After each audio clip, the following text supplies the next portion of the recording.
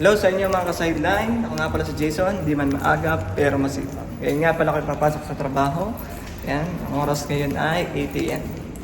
Pasok tayo sa trabaho, tapos mamayang hapon, tayo ay sa sideline. Pasok muna tayo. Bye-bye! At kakauwi lang natin at papalitan na natin ng battery ang cellphone na Tecno. Ayan. Siyempre, kailangan muna natin alisin ang lumang battery. Ayan. Inalis ko na nga pala ang lumang battery. Papasin nyo ng hirap tanggalin talaga ng battery, lalo na pag Tecno. Yan, kapit na kapit sa likod. Careful na ako, baka matamaan ng LCD. Siyempre, pag natamaan ng LCD, magbabayad pa tayo dyan. Kaya yan, lagyan ko muna ng sapin na plastic bago ko ilagay ang battery. Tapos, saka ko naman siya ite-testing. Siyempre, kailangan testingin para kung nagana. At yan, bubuhayin ko ng CP. At nabuhay na nga po ang cellphone. Ayan, kitang-kita nyo naman, tinetest ko na.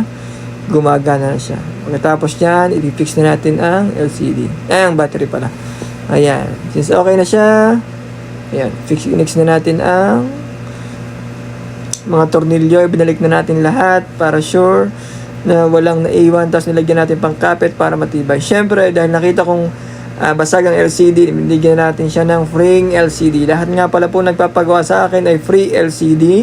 Ay, mali pala. Ay, free pala na tempered glass. Kasi pag ang tempered glass ay sira, naawa naman ako sa cellphone. Ayan, kaya pinalitan na natin ng tempered glass. Since bago palitan ng tempered glass, may mga luma pa diyang mga dumi at nilinis ko muna bago ka lagyan ng tempered glass. Para siya ay walang bukol at walang dumi. Siyempre, kailangan quality tayong gumawa eh.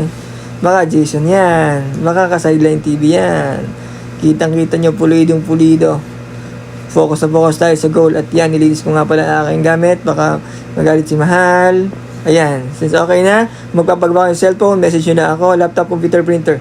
Thank you. Bye-bye!